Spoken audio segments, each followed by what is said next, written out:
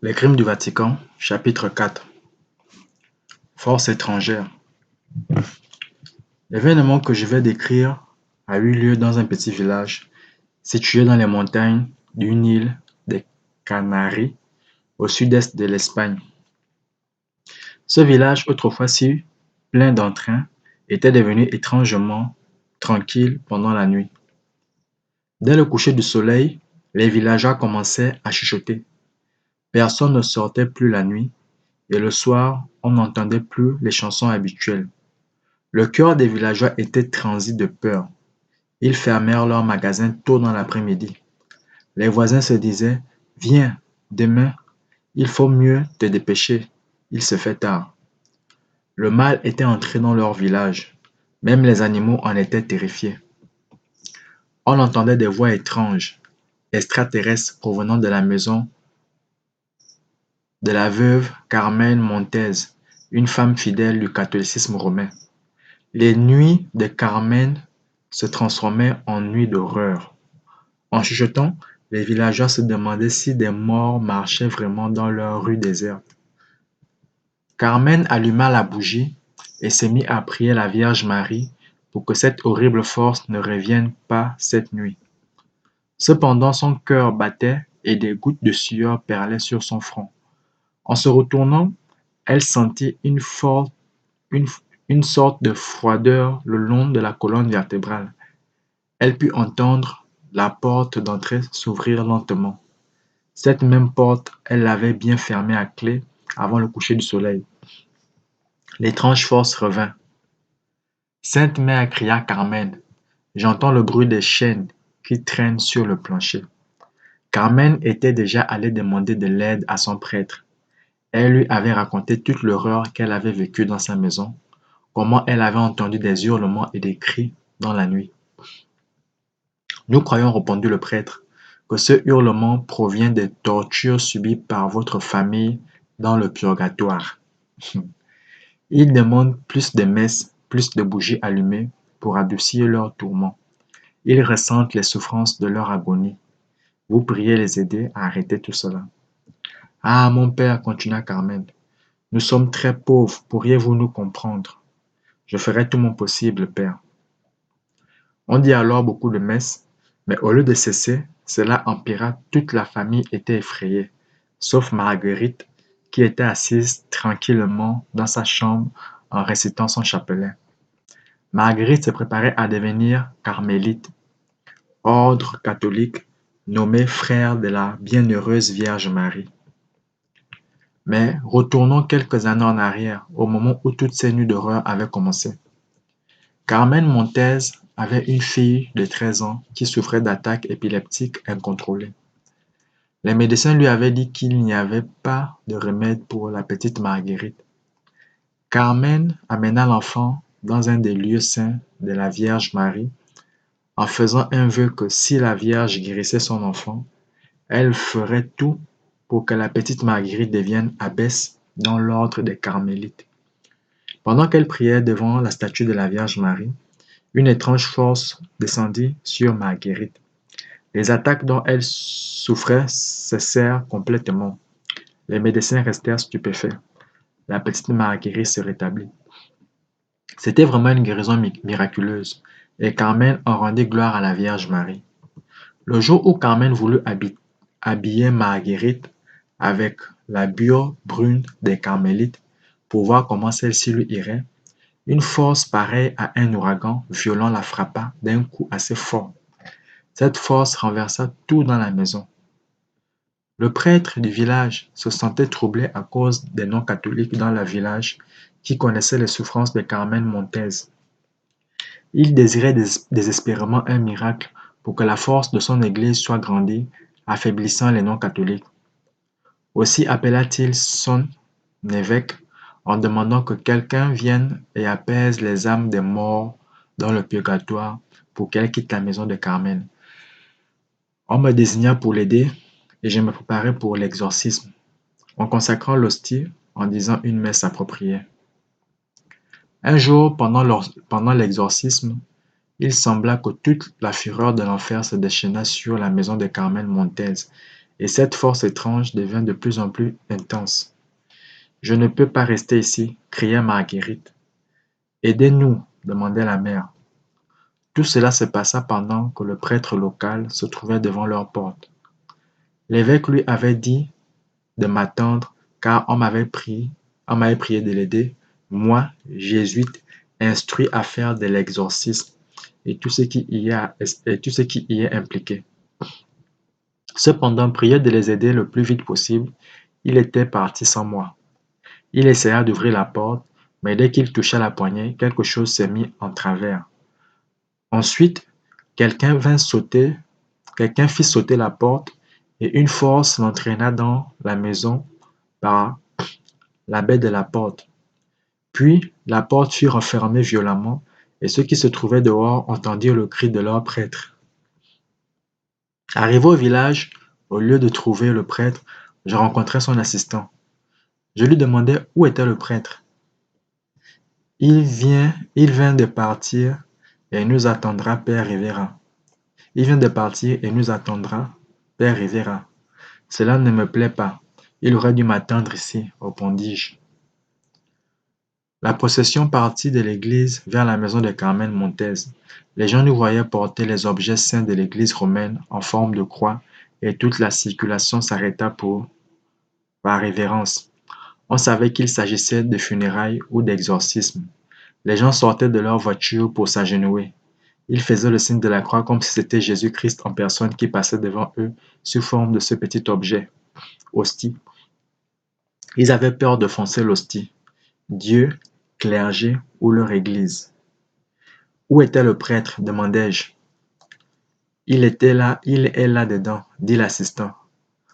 Donne-moi aussitôt de l'eau bénite.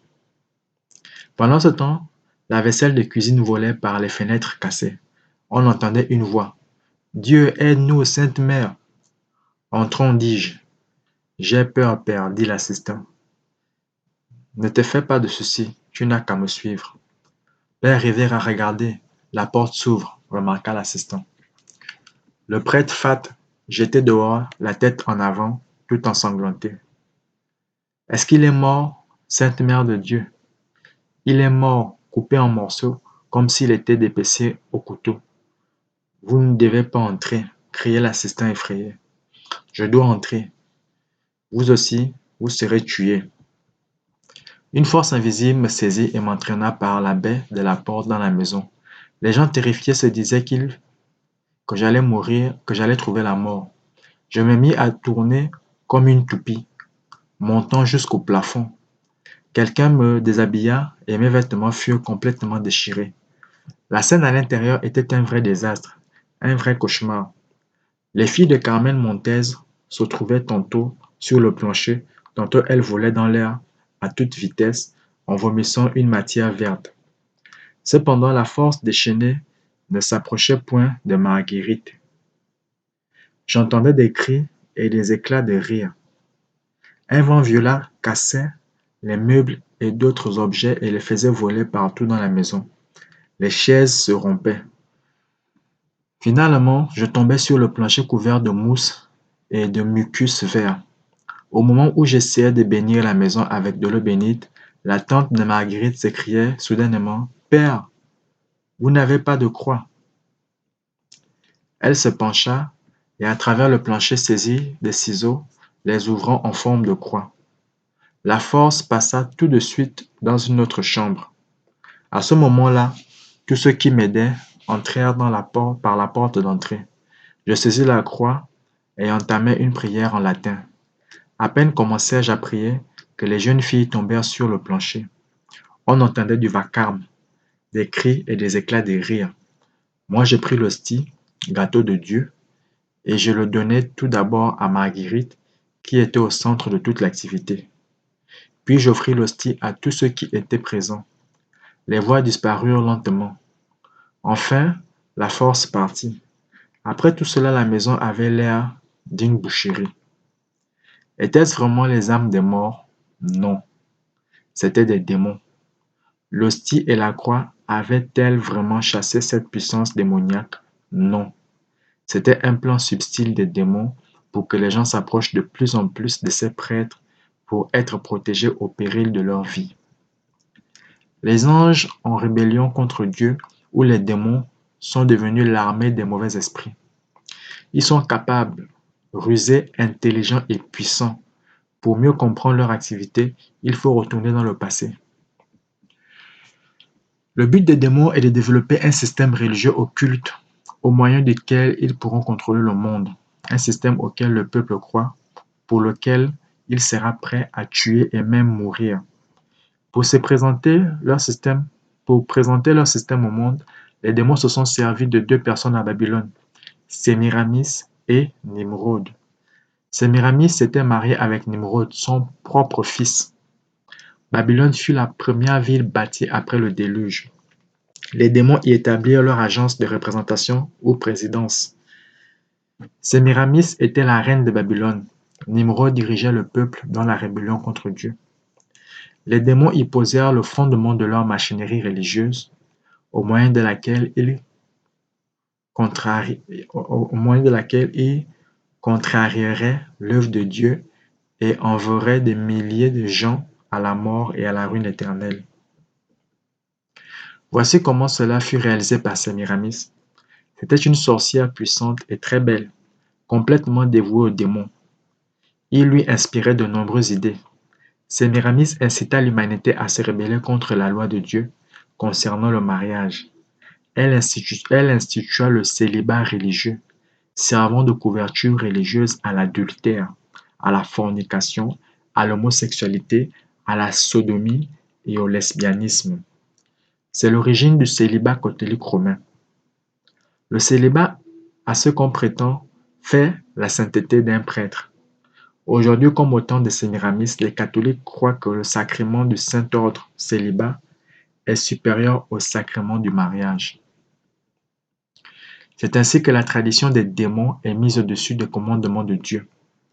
Les abbesses étaient des prostituées du temple, servant les prêtres de même qu'aujourd'hui. Dans le passé, elles s'appelaient Vierges Vestales. Aujourd'hui, elles sont la nouvelle Marie du Christ. Cette institution a inventé le confessionnal pour se pencher plus facilement sur les secrets de ses fidèles. Le peuple avait peur de ses prêtres. Il craignait le chantage. Les démons ont beaucoup aimé cette idée. Dorénavant, ils utiliseront les confessionnaux pour détruire les gens.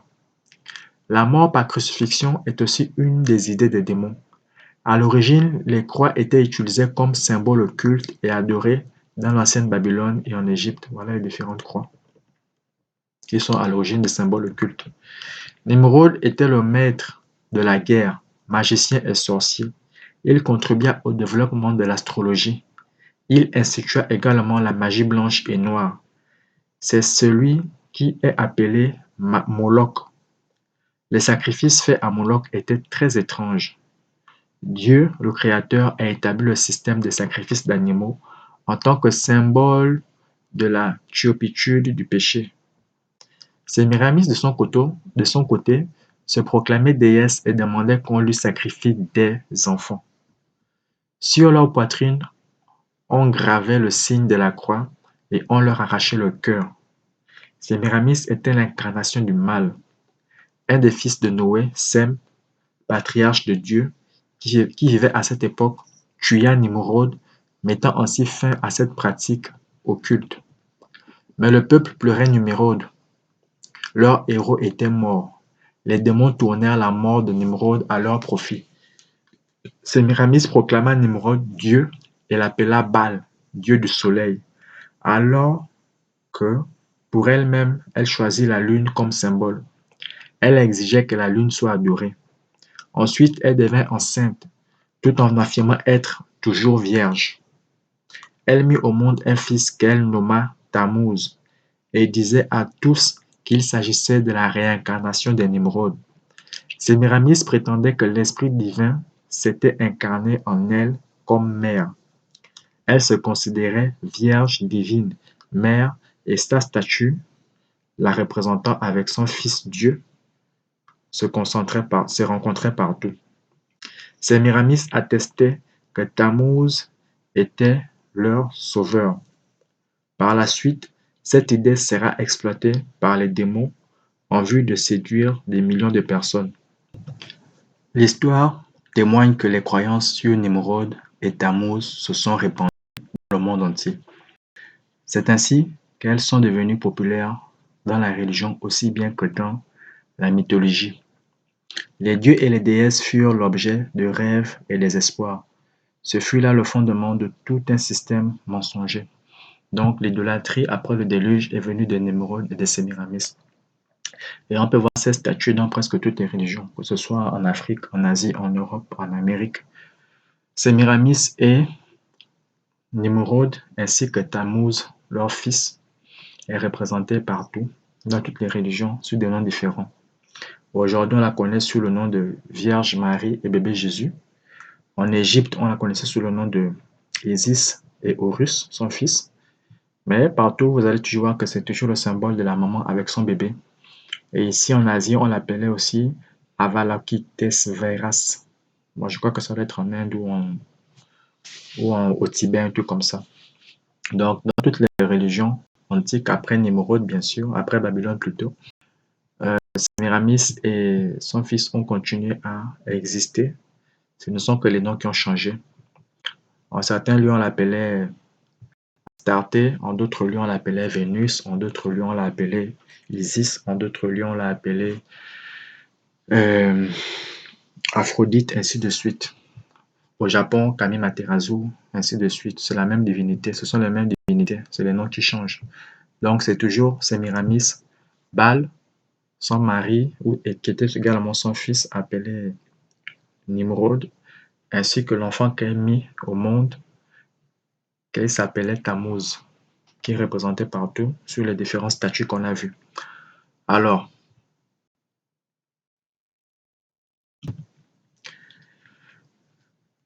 Sémiramis était connue comme reine du ciel, tandis qu'aujourd'hui on l'appelle Vierge Marie.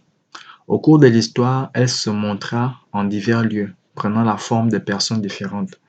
C'est la réincarnation démoniaque de Sémiramis dans toute son ampleur. Chaque pays a son propre saint ou sa propre vierge. En outre, les démons utilisent de temps en temps une étrange puissance. Celle-ci s'exprime souvent par de faux miracles. Ils présentent le mensonge adroitement, le rendant acceptable aux différents peuples. Les démons ont-ils la capacité de faire qu'une statue se déplace ou qu'elle parle? Oui, ils l'ont fait dans le passé et le feront de même dans le futur. Ces miracles séduiront des peuples et leurs âmes seront ruinées pour toujours. Ces visions et phénomènes apparaissaient déjà dans les religions païennes, aussi bien que dans le catholicisme romain sous les noms de Vénus, Diane, Isis, Madonna, Vierge de Fatima, Mère de Dieu, de Batistra, de Bistrita, ainsi de suite, et tout spécialement dans le temps où la fin du monde approche.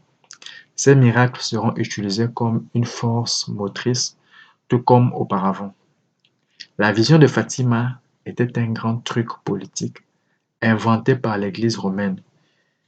C'était une prophétie fausse, selon laquelle la Vierge Marie avait promis à ses adeptes qu'au cas où ils prieraient pour la paix, la Russie serait convertie au catholicisme romain. Je tiens à rappeler que depuis le début de la guerre c'est une parenthèse que j'ouvre, au début de la guerre de Russie contre l'Ukraine, le Vatican a ramené cette histoire de la vision de Fatima concernant la Russie et le pape est allé là-bas pour aller faire une messe au cours de laquelle il a convoqué plutôt le président de Russie et le président d'Ukraine afin d'implorer la paix à la Vierge Marie. Donc cette vision, ils ont voulu la réaliser à travers cette guerre. Donc méfiez-vous, prenez les prophéties, les événements qui se passent dans l'actualité avec des pincettes et surtout à la lumière de la parole de Dieu qui est notre seule et véritable boussole. Et je parle ici surtout des prophéties concernant Apocalypse et Daniel. On y reviendra et vous pouvez voir déjà dans mes anciennes vidéos où j'ai fait la prophétie de Daniel chapitre 7 et d'Apocalypse chapitre 13 et 14. J'en donne déjà certains détails là-bas. dans les autres vidéos que j'ai fait par le passé. Alors, on continue. Il est écrit dans la Bible que Dieu a choisi un peuple pour servir de lumière à ceux qui se trouvent dans les ténèbres des démons. Ce peuple devait montrer aux autres le caractère du Dieu véritable. Ce fut Israël, puis le peuple juif. Ils furent esclaves en Égypte pendant 400 ans. La religion de ce pays était fondée sur l'adoration du soleil. Plus tard, de même, plus tard, même aux dieux de Babylone, on donna des noms égyptiens. Ah. Dans les temples d'Égypte, les prêtres pratiquaient la transsubstantiation, transformation. Ils affirmaient avoir une puissance magique pour transformer leur grand dieu Osiris en hostie, un petit gâteau rond, pour le manger ensuite pendant leur rite religieux et nourrir de la sorte leur âme.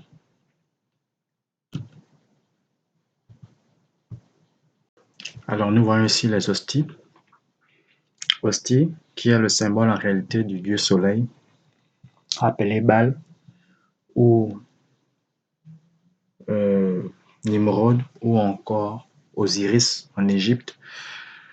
Et comme vous pouvez le voir, l'Église catholique ne l'a pas inventé, ils la tiennent simplement de l'Égypte antique. Les hosties existaient déjà, ils étaient consacrés à Baal et à Sémiramis, qui ne sont que les symboles du dieu, de la déesse Sémiramis plutôt, et de son fils Nimrod, qui se sont déifiés en dieu soleil et en déesse lune. Et sur l'hostie, comme vous pouvez le voir ici, si on clique dessus, vous allez voir, il est écrit IHS. IHS ici est le symbole de la trinité égyptienne, c'est-à-dire Isis, Osiris et Seth. On peut descendre ici sur une autre image. Vous voyez ici, IHS, Isis, Osiris, Seth. Et on peut aussi le voir sur certaines cathédrales. D'ailleurs, même le I a été changé, ils ont mis J pour essayer de tromper la masse, mais c'est bel et bien la trinité égyptienne, IHS, Isis, Osiris et Seth. Donc, ce n'est pas l'objet de la vidéo. Je vais vous donner le lien dans la barre de description d'une vidéo qui relate de la naissance de l'Église catholique romaine et de ses origines païennes. Cette vidéo va un peu plus en détail. Alors, on continue la lecture. Dieu a suscité Moïse pour faire sortir le peuple hébreu d'Égypte le plus loin possible de ce système religieux mortel et de l'occultisme. Puisque le pharaon refusa de laisser aller le peuple, Dieu fit venir de grands fléaux sur l'Égypte. Par ce moyen, il a rendu possible l'exode d'Israël. Puis, Dieu a ouvert la mer devant Israël, et après leur traversée, la mer s'est refermée, détruisant l'armée du Pharaon. Finalement, Dieu a donné à Moïse les 10 commandements sur la montagne de Sinaï. Après la mort de Moïse, Dieu a choisi Josué, fils de Nun, pour conduire Israël en Canaan, la terre promise. Les habitants de Canaan étaient aussi profondément plongés dans l'occultisme. Dieu ordonna à Josué de détruire les cultes cananéens, les faux dieux et leurs adorateurs. La corruption démoniaque de Babylone s'était répandue en Canaan. Les Cananéens avaient un dieu nommé Moloch, ce qui est un autre nom pour Nimrod. Ils lui sacrifiaient des enfants, les brûlaient sur des autels. Les Israélites n'obéirent pas tout à fait à Dieu. C'est ainsi que peu à peu, ils commencèrent à servir ces dieux. À cause de leur infidélité, Dieu a permis que le pays d'Israël soit occupé et que finalement ses habitants fussent conduits en captivité jusqu'à ce que la conversion et la repentir se produisent parmi eux. Trompés par l'occultisme, les Juifs s'éloignèrent de plus en plus de Dieu. Le peuple fut séduit par le faux système religieux comme dans le temps de Sémiramis. Ce sont les démons qui ont influencé l'élaboration des livres apocryphes et leur insertion dans la Bible. J'ouvre la parenthèse, parmi les livres apocryphes, je ne vais pas tous les citer, il y a des livres tels que... attendez, je vais regarder ici, j'ai une version biblique qui a les livres apocryphes. Donc, il y a les livres tels que Tobie, Siracide et le reste. Donc, c'est ça les livres apocryphes. Maccabée, Siracide, Tobie et voilà, et les autres livres là. Bon, c'est pas l'objet de cette vidéo. Alors, on nous dit ici que ce sont les démons qui ont influencé l'élaboration des livres apocryphes et leur insertion dans la Bible. De cette façon, ils voulaient détruire ou du moins réduire la valeur de la Bible. Au concile de l'Église catholique à Trente en 1546, les écritures apocryphes furent approuvées comme inspirées de Dieu. C'est du livre des Maccabées, voilà, c'est l'un des livres apocryphes, un des apocryphes que l'idée du purgatoire est ressortie. Voilà. En 1611, le roi James ou King James a été choisi pour traduire de nouveau la Bible sous l'influence d'un grand nombre de jésuites devenus membres de l'Église anglicane. Mais Dieu a sauvegardé sa parole écrite et ils n'ont pas réussi à la changer selon leur intention préalable. Cependant, à la suite de leur influence, les apocryphes furent inclus dans la première version. Ce complot étant découvert, les gens religieux qui respectaient la Bible ont rejeté ces apocryphes. De nos jours, à l'instigation des Jésuites, on a réimprimé l'œuvre de 1611, version contenant des apocryphes. Les démons étaient très actifs dans les temps anciens, exactement comme ils le sont aujourd'hui. Inspiré des démons, l'Église a récemment établi la liturgie, cérémonie religieuse masquée imaginée à faire croire au peuple que leurs guides religieux sont des saints, la loi canonique, ensemble des règles religieuses, commandements des hommes, les dogmes, la vérité de l'Église romaine, règles qu'il faut strictement respecter dans sa conduite. L'Église catholique romaine est très stricte par rapport à la liturgie, à la loi canonique et aux dogmes. Pour le moment, les catholiques ont donné une permission provisoire pour qu'on puisse s'exprimer selon ses propres attitudes en vue d'acquérir la valeur des mouvements œcuméniques et charismatiques. Toutefois, ils sont toujours prêts à maudire tous ceux qui s'opposent ou essaient de changer l'essence de leur enseignement. Jésus s'adressait à Marie en l'appelant femme. La pauvre Marie ne pouvait même pas imaginer que dans les siècles à venir, des millions de gens seraient tués en son nom, que les démons la compareraient à Sémiramis et l'appelleraient reine du ciel. Il me faut dire aussi quelque chose de plus sur la croix, qui est considérée comme un symbole chrétien. La croix en tant qu'instrument de mort fut imaginée à Babylone par Sémiramis en l'honneur de Tammuz. Au début, la croix était en forme de lettre T, mais avec le temps, ce symbole s'est peu à peu corrompu. Dans le système romain, les victimes humaines étaient crucifiées non seulement pour expier leurs crimes, c'était en même temps un acte de sacrifice à leur dieu païen. La croix n'a jamais été un symbole chrétien. Effectivement, je suis désolé pour ceux qui en portent sur leur cou, ce n'est pas un symbole chrétien. Les démons ont incité également leur champion Ignace de Loyola à tuer tous ceux qui étaient spirituellement éveillés et tous les opposants à l'enseignement de l'Église romaine. Le Saint-Office a établi l'Inquisition et mis en branle sa machinerie infernale. Pendant ce temps de terreur, 68 millions de personnes ont été torturées et beaucoup d'entre elles furent brûlées sur le bûcher. Le Saint-Office, depuis lors jusqu'à présent, n'a pas changé les méthodes de torture et de persécution. Il n'a jamais cessé de fonctionner. Pendant la Deuxième Guerre mondiale, 6 millions de Juifs furent tués, à la gloire de Dieu. Le système n'a pas changé. Même aujourd'hui, le Saint-Office excite les passions comme jamais auparavant. Le pape Jean-Paul II a donné l'ordre d'instituer des sièges de tribunaux locaux dans les églises catholiques dans le monde entier. Ignace de Loyola a créé les Illuminati, organisation démoniaque qui contrôle les cerveaux des dirigeants européens au moyen de l'hypnose et de la sorcellerie. Loyola communiquait avec les esprits de ténèbres, demandant leur conseil au moment où il fonda cette organisation efficace et malfaisante. Ces mauvais esprits sont en réalité des démons, des anges rebelles. Inspirant par sa puissance le cerveau de Loyola, les démons l'appelaient ange de lumière. Mhm. En raison de son activité extraordinaire, Loyola fut arrêté par les dominicains, qui étaient les plus puissants et les plus influents dans l'Inquisition espagnole. Grâce au démon même, lui-même fut épargné de la punition de sa propre Inquisition.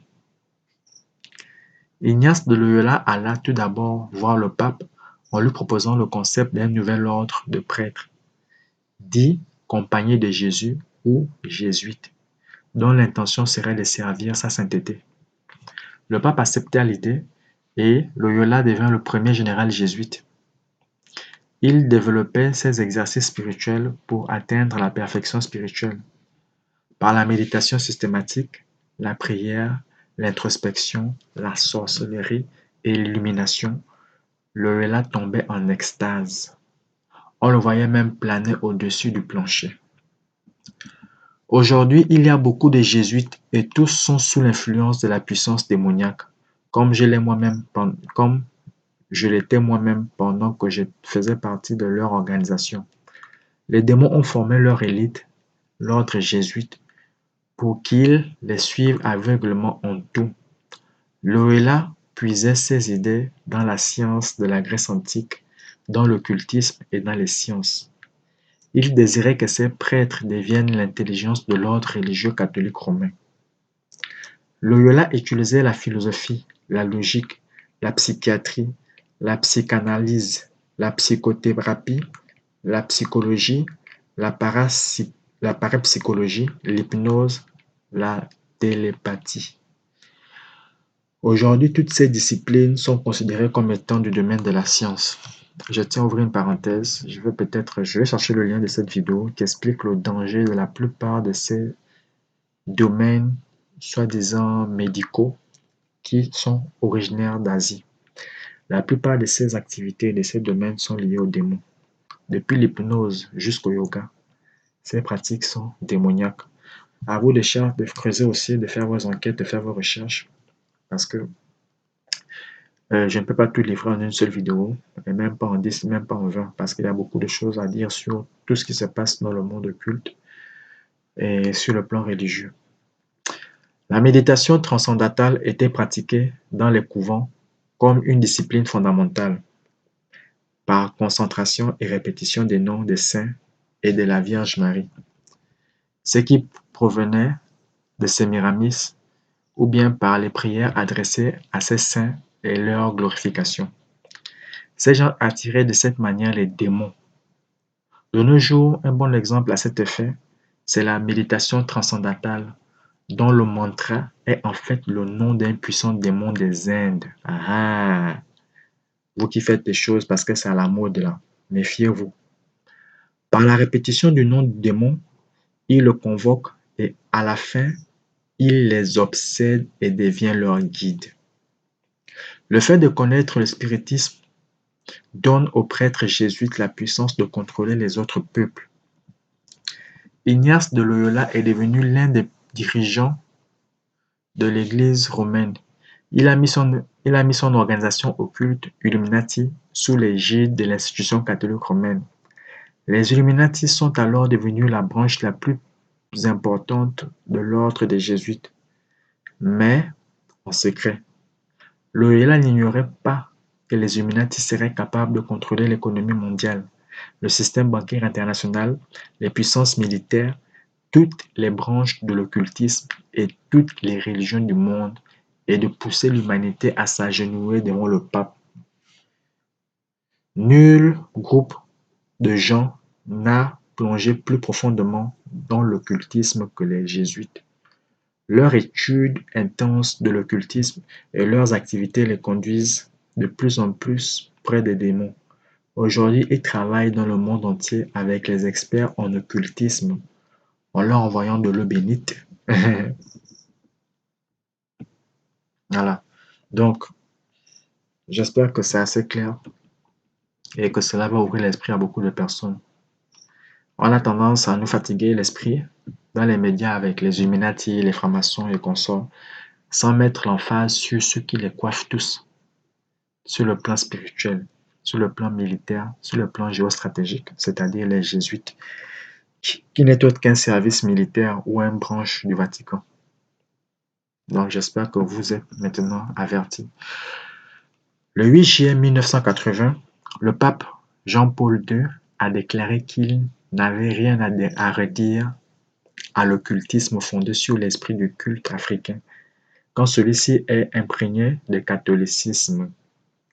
Il rappelle qu'un tel culte, une fois purifié, peut contribuer à la propagation de l'évangile du Christ. Les jésuites aident le développement de tels cultes en soumet aux moyens de finances et en s'infiltrant parmi eux. Tous ces blancs qui viennent se convertir au vaudou là, qui viennent dans vos villages pour apprendre le vaudou. Il faut bien faire attention. La plupart peuvent être des jésuites, comme ils l'ont fait d'ailleurs pendant l'Inquisition et pendant l'esclavage.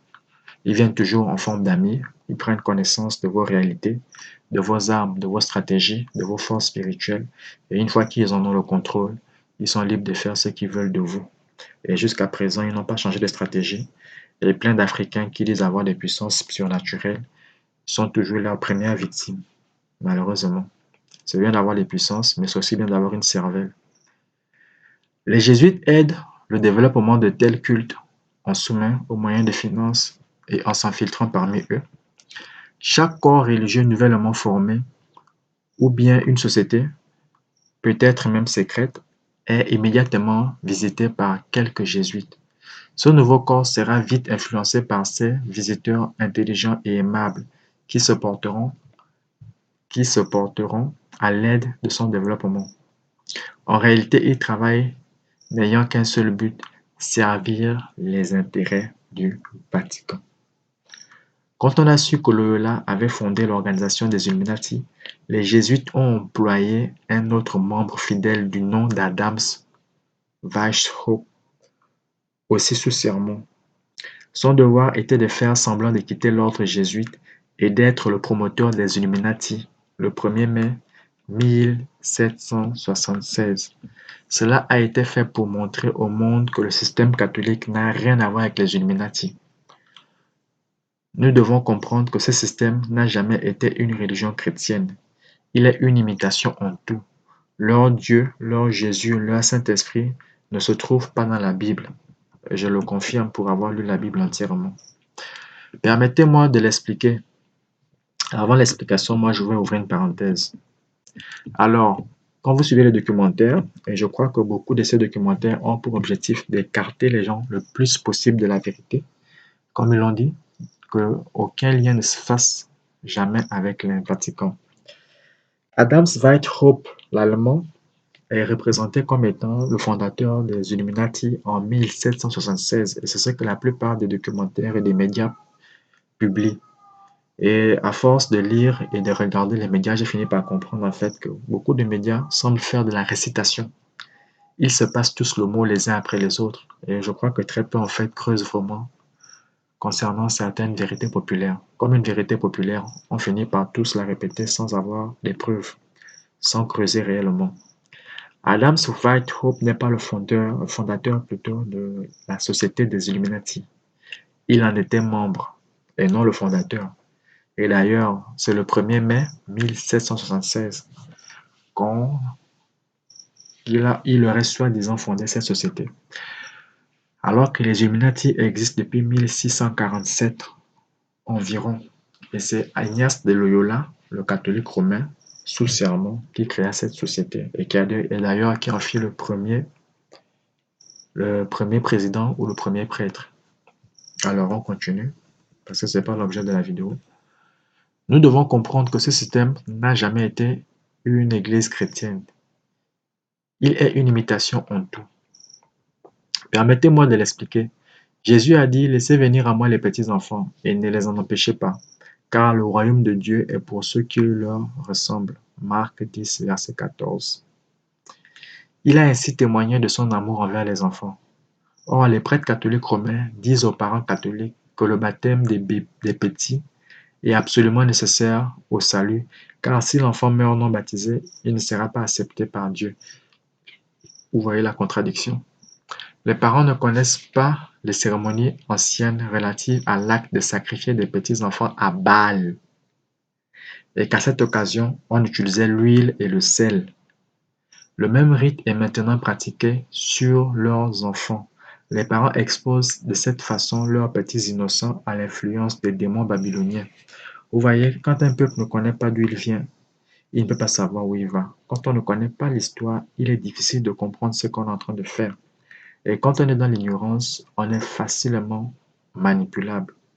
L'un des plus grands dangers que la masse, je vais dire ça comme ça, a toujours été exposé est celui de ne pas connaître le passé, de ne pas connaître l'histoire.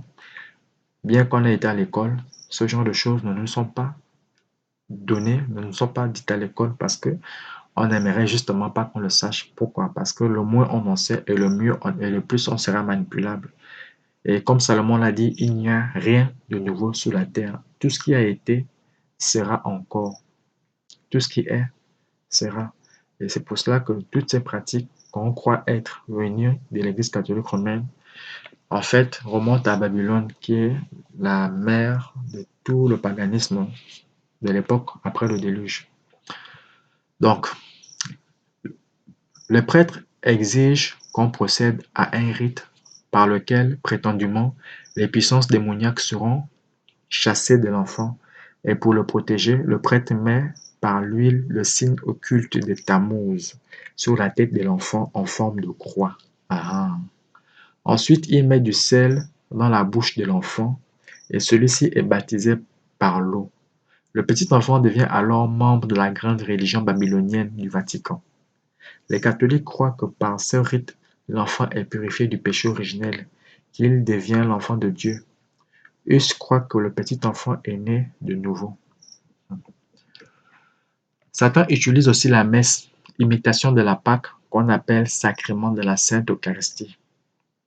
Le gâteau rituel, appelé également l'hostie, IHS, j'en ai déjà parlé tout à l'heure, cela est emprunté aux Égyptiens qui transformaient le gâteau en son dieu du soleil Osiris. Voilà, c'est ce que j'avais dit tout à l'heure. C'est pourquoi l'hostie prend la forme ronde du soleil. Les lettres inscrites sur l'hostie catholique sont les mêmes que sur celles des Égyptiens, IHS, et représentent la trinité égyptienne Isis, Horus et Seb. Il s'agit des noms de dieux égyptiens. L'Église romaine a appliqué cela aux 3 lettres du nom de Jésus en grec. Les jésuites ont choisi ce symbole comme leur blason. Si un catholique romain ne participe pas, si un catholique romain ne participe pas au sacrement de la Sainte Eucharistie, il sera damné éternellement. Les catholiques qui prennent cet autre Jésus en forme de soleil ne mangent pas symboliquement le Jésus des évangiles, mais Baal, le symbole des démons. Le repère des démons, le Vatican, lance avec beaucoup de succès le filet occulte sur ses membres. Il y a 2 symboles utilisés le plus souvent par ce monstre cruel. La croix, symbole de la mort, et l'Eucharistie ou la communion que l'on prétend être un vrai service à Dieu. La croix est un signe occulte donné par Sémiramis, reine du ciel, en souvenir de son fils Tammuz, dieu du soleil Baal. Sur la croix de Tammuz se trouve le symbole de Jésus mort. Mais en dépit de cela, les catholiques adorent cet objet religieux et prient devant lui. La croix est l'essence de l'occultisme et aux yeux de Dieu une chose maudite. Tu n'introduiras point une chose abominable dans ta maison, afin que tu ne sois pas comme cette chose dévouée par interdit. Tu l'auras en horreur, tu l'auras en abomination, car c'est une chose dévouée par interdit. Deutéronome chapitre 7, verset 26. Derrière la croix se trouvent de grandes puissances démoniaques qui lui donnent une force énorme, juste comme dans les films sur les vampires, effectivement. Lors de l'exorcisme, dans le cas de Carmen Cortez, j'avais en réalité affaire au démon qui s'introduisait en tant qu'âme des décédés. La Bible dit que si un démon quitte une personne non convertie, il y retournera, mais avec 7 autres démons pour pouvoir contrôler cet individu. Les démons se trouvent derrière la croix et l'utilisent prétendument pour chasser les démons plus faibles de l'âme des catholiques. De cette manière, un fidèle est prêt à être possédé complètement par les démons babyloniens. C'est ainsi que le démon les tient avec une énorme puissance dans le système catholique. Chaque croix, en tant que symbole religieux, sans égard à sa forme, qui se trouve dans une maison ou un couvent, influe fortement et directement toute personne qui la possède, car elle attire des démons. Par conséquent, si quelqu'un possède une croix dans sa maison, il devrait s'en débarrasser aussitôt. À l'âge de 14 ans, avec un groupe de notre collège, j'ai visité le couvent des Salésiens à Las Palmas, aux Canaries, pour voir comment cet ordre fonctionne. Il s'était spécialisé dans... Il manque un passage. Ok. Je travaille avec des orphelins. Mon ami et moi, nous courions sur le dé de ce couvent quand soudainement mon ami tomba dans une fosse ouverte, profonde à peu près d'un mètre et demi, de même largeur et longue de 2 mètres environ. Il se blessa en tombant et moi je sautais dedans pour l'aider à en sortir. J'essayais d'attraper une longue pièce de bois pour l'aider à s'en tirer. Et tout à coup, nous sommes empêtrés dans une toile enroulée semblable à un grand drap. Alors que je tirais le bois, la toile se déroula et je restais pétrifié par la scène. Là se trouvaient 7 cadavres de petits enfants. Chacun d'eux avait 3 croix autour du cou, une croix sur chaque paume de la main et sur les 2 jambes, tandis que sur leur poitrine, il y avait 2 grandes croix. Plus tard, un des garçons qui fut témoin de cette horrible scène la raconta à sa sœur de 13 ans qui fréquentait l'école pour les jeunes filles au couvent. Elle alla au confessionnal pour raconter l'événement à son confesseur. Peu après, son corps fut trouvé sans oreille, sans langue. En même temps, mon ami disparut mystérieusement et on ne le revit jamais. En apprenant ce qui s'était passé avec la jeune fille, j'ai eu des frissons de peur. Le même signe était posé sur sa poitrine. J'étais presque malade de peur et je croyais que j'allais mourir. Ces petits-enfants étaient sacrifiés à Marie de la même manière que les enfants au temps de Sémiramis. Rien n'avait changé. On appelait la croix posée sur les victimes Paix de Jésus ou Pax Christi. Les jésuites ont pris cette croix comme symbole démoniaque corrompu par l'adoration de Marie. Un enseignement catholique dit que Marie a souffert comme Jésus a souffert sur la croix, puisque elle aussi, il lui a été dit, une épée transpercera l'âme. Pour avoir la même compassion de Marie, les catholiques sont obligés de sacrifier quelque chose. Chacun doit souffrir pour Marie, pour pouvoir, à ce qu'on prétend, obtenir la paix du Christ. Si une abbesse perd beaucoup de sang en accouchant de l'enfant d'un prêtre, elle est privée de soins afin de pouvoir souffrir pour Marie et même, s'il le faut, mourir pour elle. On baptisait toujours un petit enfant avant de le sacrifier. Bien des fois, on a même torturé ces petits-enfants. Les jésuites prêchent que, sans se sacrifier, l'homme ne peut pas gagner la paix. Donc, il n'y aura pas de paix avec Jésus si l'on ne fait pas préalablement un sacrifice au nom de Marie.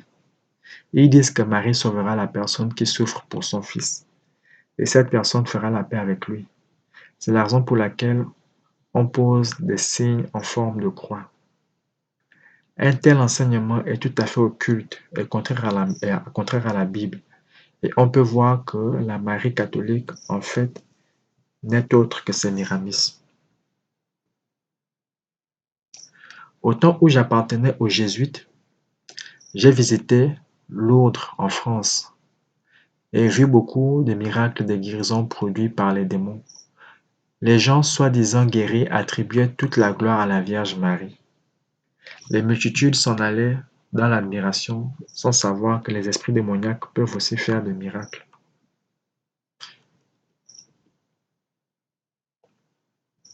Le mouvement œcuménique charismatique attire les non-catholiques au Vatican. Aujourd'hui, cette puissance peut être visible. Cette puissance peut être visible, peut agir par l'intermédiaire de nouveaux prêtres populaires qui organisent des réunions de guérison.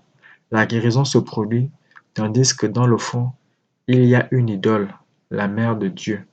En réalité, c'est Miramis qui tient le dieu Baal dans ses bras. En proie à l'extase charismatique, les prêtres tiennent Baal élevé dans le symbole de l'occultisme, la croix.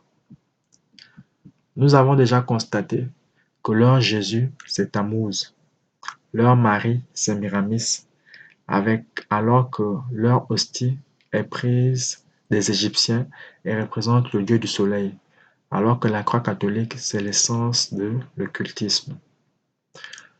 Voilà, j'espère que cette vidéo est assez claire. Vous aurez le lien du livre, le premier lien dans la barre de description. C'est le lien de téléchargement du livre.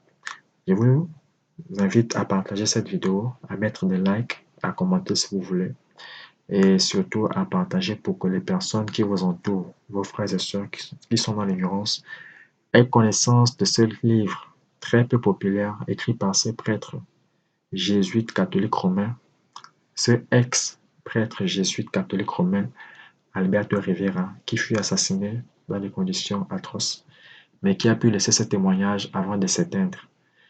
Portez-vous bien et vous trouverez les liens de cette vidéo dans la barre de description, le lien du livre également, et le lien de la vidéo qui fait référence à l'origine et à l'évolution du christianisme depuis les apôtres jusqu'à aujourd'hui. Et dans la vidéo, on parlera également de l'occultisme et de l'apparition de certaines divinités égyptiennes, elles-mêmes empruntées de Babylone, dans le culte des Romains, ensuite devenu le culte de l'Église catholique romaine. Allez, portez-vous bien et à plus.